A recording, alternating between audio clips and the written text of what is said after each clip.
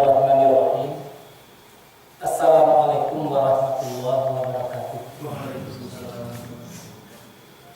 Alhamdulillahirabbil alamin. Allazi arsala rasulahu bil huda wa dinil haqq liyudhhirahu 'ala dini kulli walau karihal musyrikun. Asyhadu an la ilaha illallah wahdahu la syarika lah wa asyhadu anna Muhammadan abduhu wa rasuluh sallallahu alaihi wasallam la nabiyya ba'da. Syukur dan puji kita serahkan kepada Allah Subhanahu wa taala. Kita sudah banyak bicara tentang syukur, bahwa syukur itu ada syukur orang-orang awam, ada syukurnya orang-orang mutawasid atau orang-orang yang khusus. Kemudian ada syukurnya orang-orang yang khusus bil khusus. Syukur orang-orang awam hanya sebatas mengucap seperti mengucapkan alhamdulillah. Syukurnya orang-orang yang khusus tidak cukup hanya sekedar mengucapkan alhamdulillah, tapi dia berupaya untuk memanfaatkan seluruh nikmat Allah Subhanahu wa taala secara benar. Kemudian ada syukurnya orang-orang khusus, lebih khusus, yaitu bukan hanya mensyukuri kebaikan yang dia terima, bahkan ujian cobaan pun mereka syukuri. Mereka bersyukur diberikan berbagai macam cobaan dan ujian oleh Allah Subhanahu wa taala. Namun definisi daripada syukur dapat kita pahami. Syukur itu adalah suatu rasa yang dirasakan yang sedikit itu sangat banyak sekali.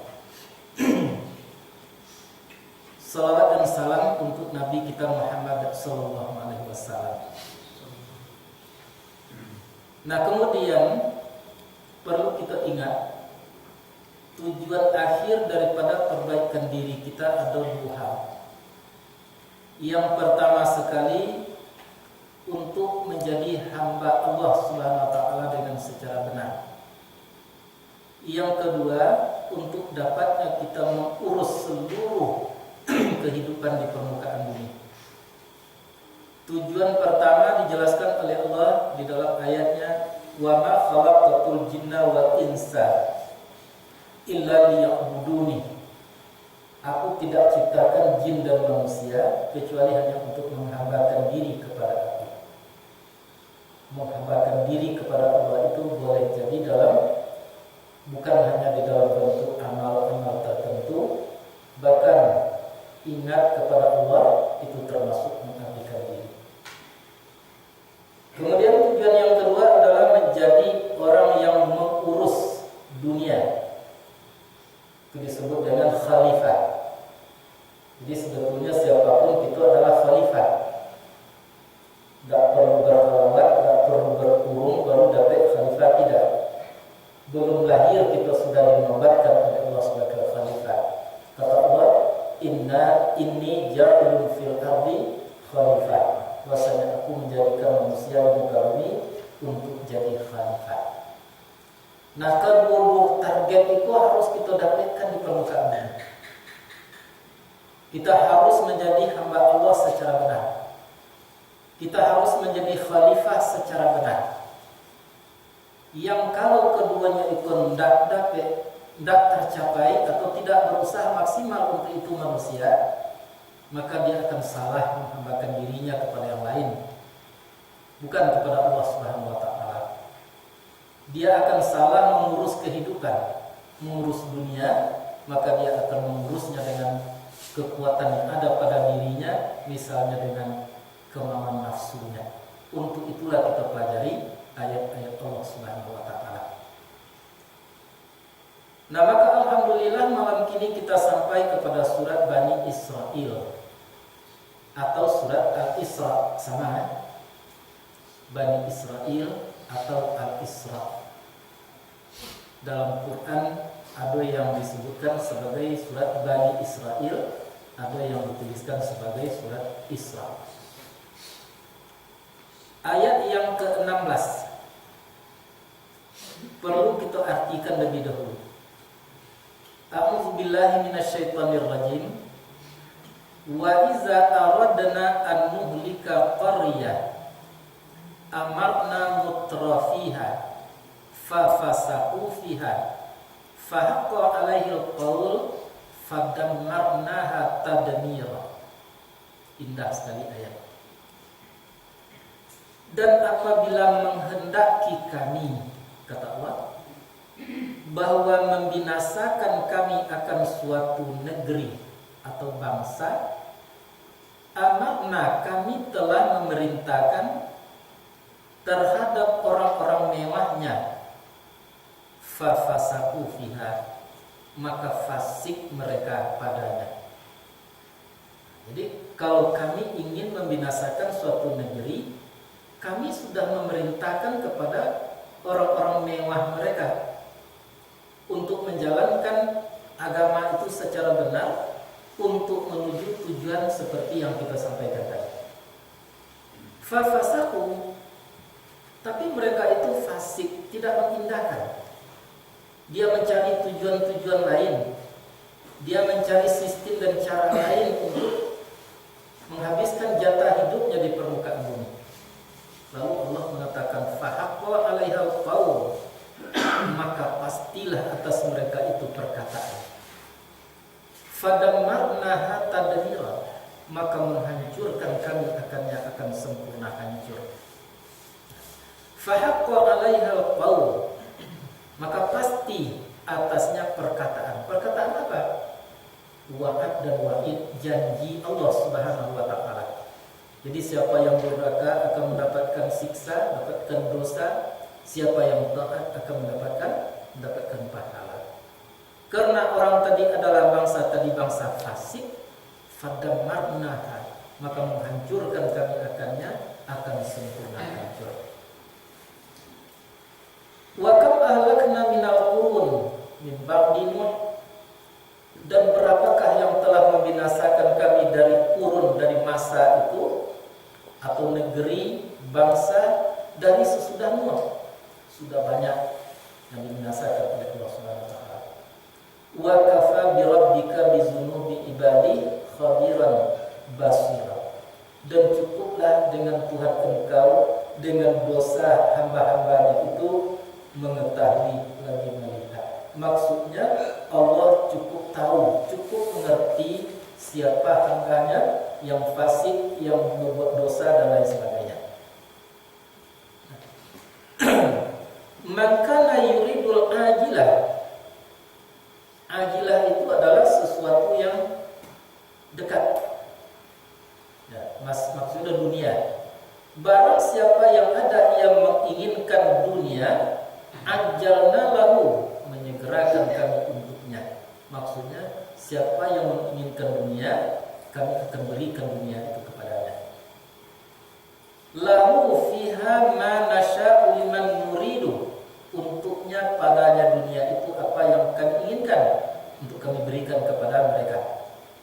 Summa ja'alna lahu jahannam, kemudian sesudah itu nanti, sesudah dunia itu kami sudah menjadikan untuknya jahanam. Yaslaha, yang akan memasuki ia akannya jahanam itu mazmuman madhura. Mazmuman itu artinya tercela. Dalam keadaan tercela mereka, madhura artinya terusir mereka.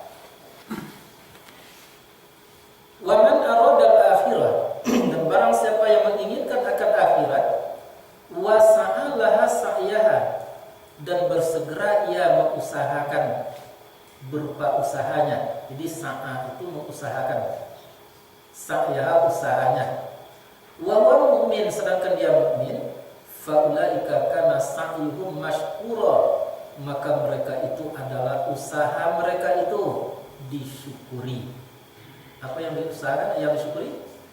Usaha. Yang mensyukuri adalah Allah Subhanahu wa taala. Kullan numiddu haula'i masing-masing numiddu artinya memanjangkan, memberi kesempatan atau membantu.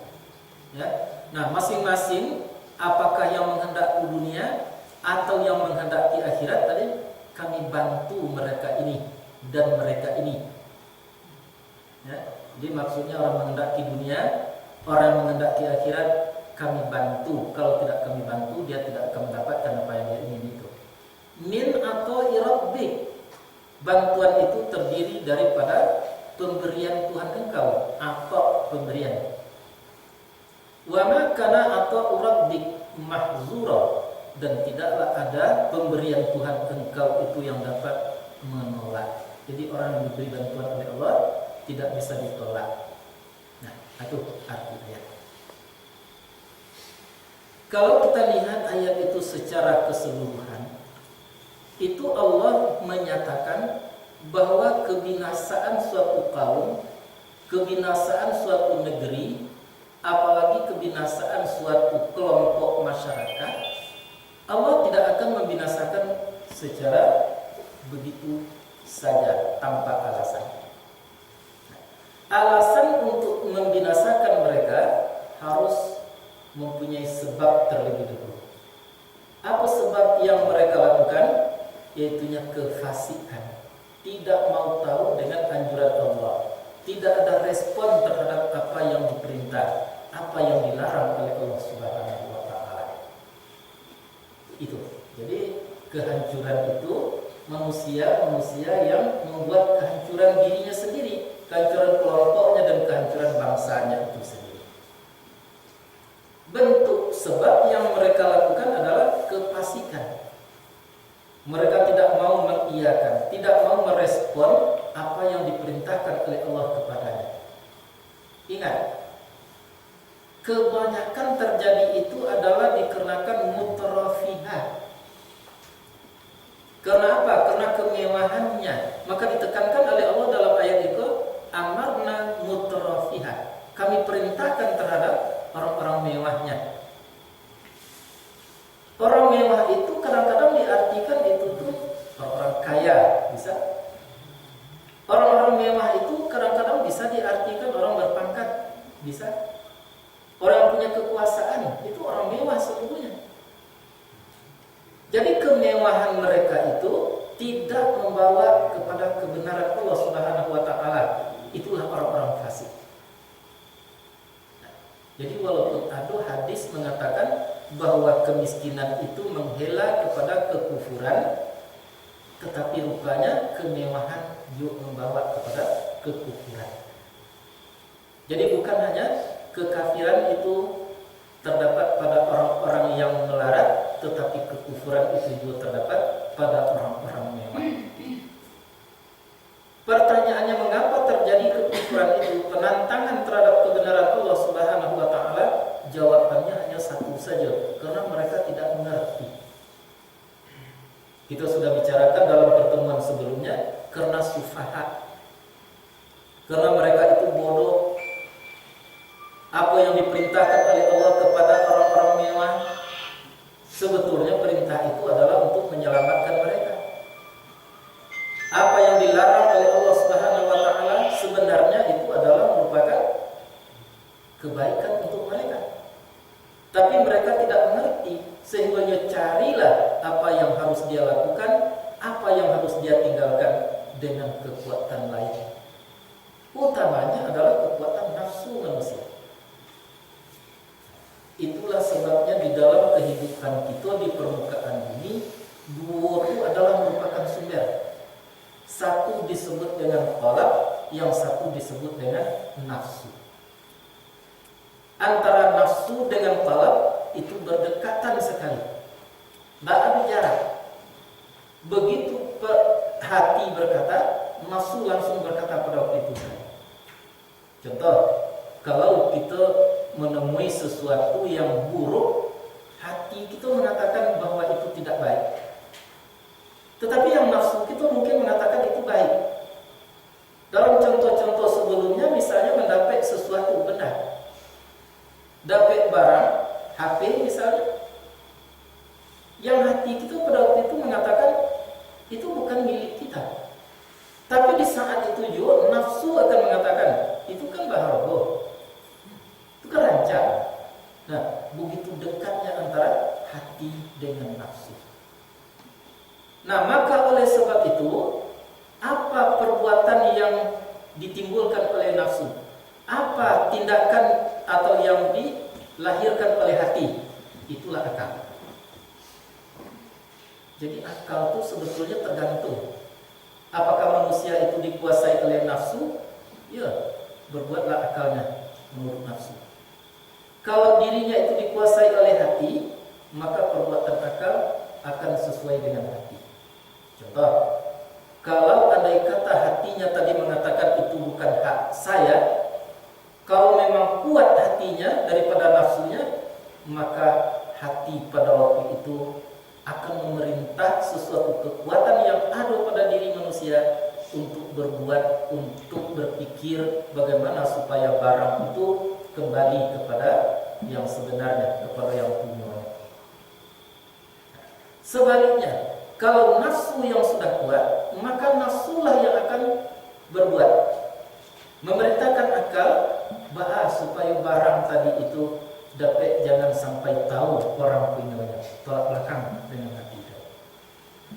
Nah, jadi maka oleh sebab itu orang-orang mewah, kebiasaan orang-orang mewah itu kebanyakannya adalah diselimuti oleh kekuatan nafsu. Maka nafsunya lah yang berbicara. Jadi kalau kita lihat di dalam Quran kan ada isim, ada fiil. Kalau masalah qalbu itu ada isimnya itu qalbun, seperti misalnya ayat Quran mengatakan qalbun salim, ada isimnya hati. Ada nafsu, ya, ada isimnya nafsu itu. Tapi kalau akal tak ada itu di dalam Quran isimnya. Tak ada qaulun, tak ada apa namanya itu ya, qaulun tak ada, aqlun tak ada. Yang ada apa? Yaqilun, fiilnya tak ada cuma. Jadi berarti akal itu mau tidak mau nyo akan bekerja dengan sendirinya sesuai dengan kekuatan yang ada di dalam diri. Nafsukah yang kuat atau hatikah yang kuat di dalam diri pribadi seseorang manusia? Nah, untuk itulah manusia harus menyeimbangkan antara nafsu dengan hatinya. Jangan sampai nafsu itu dibuang, jangan sampai nafsu itu dimatikan, dikabiri dan lain sebagainya. Haram hukumnya itu. Karena nafsu itu adalah pada mulanya Tuhan menciptakan untuk dapatnya kita berjalan secara baik. Kalau tidak ada nafsu, itu tidak mungkin untuk melakukan sesuatu. Mengaji seperti nanti ini, nafsu juga yang menuntut kita untuk mengaji. Salat, nafsu itu yang menuntut kita untuk itu. Maka untuk itu, jangan sampai nafsu itu melewati kekuatannya daripada kekuatan hati sanubari. Itulah yang diatur oleh Allah Subhanahu wa taala dengan ayat. Nah, zaman kini maaf saja itu tidak boleh. Namanya masih tetap ada. Hati, seluruh orang tahu mana hati. Nafsu, seluruh orang tahu mana nafsu. Tetapi dia tidak mengerti mana yang hati dan mana yang nafsu. Bagaimana yang hati, bagaimana yang nafsu. Itu berulang kita sampaikan dalam pengajian dulu. Hati itu adalah ibarat seperti seseorang raja. Nafsu itu adalah umpamanya seperti hulu balang raja. Dan kemudian perangkat-perangkat lainnya itu adalah ibarat seperti kedudukan raja. Akal misalnya. Dan yang lebih jalih contohnya itu sudah mencontohkan ibarat seperti bendi. Yang pada hakikatnya hati itu adalah usia bendi. Ya, itu seharusnya. Yang akal itu adalah ibarat tali lesnya. Yang nafsu itu adalah kudonya. Yang bendi itu adalah dunia. Penumpangnya seluruh perangkat dunia. Seluruh masalah yang menyangkut dengan dunia itu penumpangnya. Itulah yang dielo-elo aja di permukaan bumi kodek kudo. Tapi kalau tersusun, ya terintegrasi istilah orang ini, perangkat yang ada tadi secara benar, dunia akan menjadi indah. Terasa indah hidup. Bahkan sampai mati nanti akan indah matinya. Kalau andai kata tersusun secara benar kekuatan-kekuatan yang ada pada dirinya. Tetapi karena tidak mengerti, hanya tinggal namo tadi, mana yang hati, mana yang nafsu, tidak berbeda lain, maka justru akhirnya komponen tadi bertukar-tukar. Kadang-kadang bendi itu dielo oleh kusia. Kadang-kadang bendi itu dan menjadi kusianya nafsu. Kadang-kadang tali lesnya itu tidak jalan, kondua, putui dan lain sebagainya. Bayangkan, kalau kadang-kadang masih lumayan, tapi kalau terus menerus, yang kusia melo bendi, yang hati tadi sudah melo bendi, yang udo sudah menjadi kusia, yang tali lesnya sudah putui-putui, rumah-rumahnya tidak sehat, rodanya tangga. Kira-kira apa yang terjadi? Hanya satu yang terjadi, yaitu keluhan. Nah, keluhan apa itu? Keluhan di dalam segala hal. Dek lain mengeluh, dek indah mengeluh, mendapek mengeluh, hendak mendapek mengeluh, pahit seluruhnya. Kehidupan tidak ada yang manis, kepayahan. Begitulah yang terjadi kalau andai kata tidak tersusun komponen-komponen tadi secara benar. Itulah yang diatur oleh Al-Quran. Kita ulang kembali. Andai kata aturan Quran itu dipasiki, tidak diiukan, maka justru yang akan terjadi apa? Memang fadam makna hatta denira, menghancurkan kami akannya akan sempurna hancur. Apakah fisiknya dihancurkan? Apakah sistem kehidupannya itu sudah hancur, tak benar lain seperti Beni tadi? Nah, dan kemudian apakah nilai-nilai yang diharapkan sudah dihancurkan oleh Allah Subhanahu wa taala, maka bergantilah dengan hal-hal yang tidak diharapkan oleh manusia itu sendiri. Nah, itu bisa dipahami ya. Jadi Allah tidak membinasakan sesuatu bangsa, suatu kaum, karya tadi banyak arti negeri bisa. Ya, sebelum mereka tadi melanggar, memfasiki apa yang telah diperintahkan oleh Allah kepada, yaitu menjalankan kehidupan itu secara benar sesuai dengan Al-Quran dan Sunnah. Orang yang seperti itu hakka, pasti, ya, pasti atasnya perkataan apa? Azab Allah Subhanahu wa taala. Maka orang itulah yang dihancurkan oleh Allah Subhanahu wa taala. Salah satu daripada kebenaran hidup itu adalah beramal ikhlas. Apa? Beramal ikhlas. Itu salah satu. Kalau nafsu walaupun beramalnya tapi tidak ikhlas. Kalau hati yang menyuruh kita beramal pasti ikhlas. Nah, di hati itu terletak keyakinan. Kalau kita yakin bahwa amalan kita itu akan dibalasi oleh Allah Subhanahu wa taala, pasti kita akan beramal ikhlas karena Allah. Tapi kalau kita tidak yakin hati kita, maka nafsu pun juga menyuruh kita beramal. Tapi amalan itu tidak lagi ikhlas karena Allah Subhanahu wa taala. Pasti amalan yang dilakukan itu karena yang lain. Tadi disampaikan, coba bayangkan. Alangkah tidak adilnya nanti di akhirat seseorang yang beramal di dunia bukan karena Allah Subhanahu wa taala, namun yang minta nanti pahalanya kepada Allah. Itu tidak adil namanya. Orang yang bisa nanti minta pahala kepada Allah Subhanahu wa taala adalah orang yang beramal karena Allah. Contoh tadi, kalau seseorang bekerja untuk ustaz, diminta upah ke CJ, jadi nah, ke sawahnya je ustaz, sudah itu betul sanjo pulang ke sawahnya meminta upah ke CJ. Nah, begitulah orang-orang yang tidak ikhlas. Dia beramal karena yang lain, minta pahala, minta upah nanti kepada Allah Subhanahu wa taala. Maka pasti itu tidak akan diberi oleh Allah Subhanahu wa taala. Jadi salah satu yang harus kita pertahankan dalam kehidupan itu adalah mengamalkan apa yang diperintah, meninggalkan apa yang dilarang tadi dalam bentuk ikhlas, mukhlishina lahuddin, mengikhlaskan diri hanya karena Allah Subhanahu wa taala. Oh, sulit mengamalkan itu, ikhlas itu, beramal ikhlas itu sebetulnya tidak sulit. Terasa sulitnya karena kita tidak pandai. Maka apabila kita mengacu kepada ayat-ayat Allah Subhanahu wa taala, maka kemampuan tadi akan diberi oleh Allah Subhanahu wa taala. Kami akan tunjuki mereka itu kepada kami jalan kami.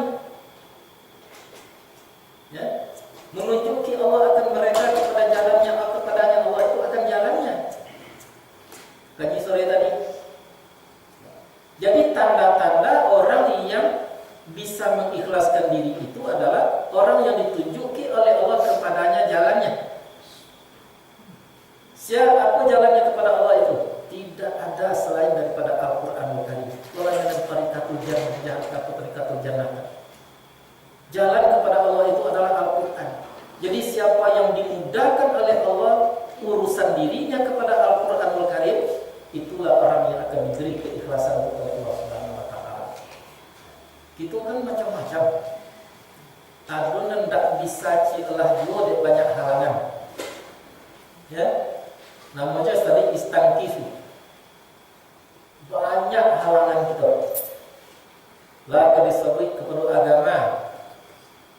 Mulai daripada mempelajari agama itu, mempelajari ayat-ayat Allah Subhanahu wa taala, banyak sekali halangannya. Jo ponek-ponek jadi halangan. Macam-macam halangan. Itu adalah menandakan itu akan merasa sulit untuk mengikhlaskan diri kepada Allah. Ada orang yang dimudahkan oleh Allah. Dimudahkan. Seolah-olah mereka itu ditarik. Kalau ini kan ada ini motor anak-anak pakai remote-nya. Bisa ditolak kan, dan bisa ditarik ke kawat. Jadi seolah-olah seperti itu kepada kebenaran Allah Subhanahu wa taala. Seperti ditarik kepada kebenaran Allah tadi. Ya, hatinya itu, perasaannya itu tidak senang kalau tidak mendekat kepada kebenaran Allah Subhanahu wa taala.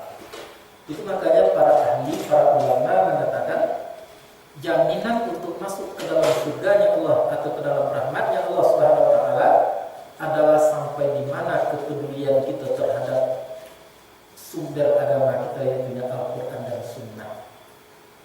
Minimal 1 kali dalam seminggu. Itu minimal. Jangan dibiarkan hari yang 7 itu tidak terisi dengan proses diri dengan kebenaran wahyu Allah Subhanahu wa taala. Kalau perlu 2 kali. Kalau perlu tiap hari. Jangan tiap jam. Kalau tiap jam berarti kita menafikan yang lain. Nah, jadi semakin banyak kita beradaptasi dengan Al-Qur'anul Karim, semakin terjaminlah kita masuk ke dalam rahmat Allah. Semakin terjamin kita masuk ke dalam rahmat Allah, semakin terjamin kita masuk ke dalam surga Allah Subhanahu wa taala. Jangankan Al-Qur'anul Karim yang kita hafiz seperti itu, yang kita pelihara diri kita tidak terpisah daripada Al-Qur'an. Bukan melancai, tapi menghafiz, memelihara. Asma'ul husna saja kalau kita hafiz, itu dijamin oleh Nabi untuk masuk ke dalam surganya Allah Subhanahu wa taala. Cuma 99 untuk dihafizkan, bukan untuk dilancar dengan lidah. Ya, kalau dapat iyo tidak dilancar dengan lidah, tetapi hafiz itu artinya memelihara. Jangan sampai tersimpan pemahaman kita terhadap Asmaul Husna itu, begitu pula terhadap Al-Qur'an.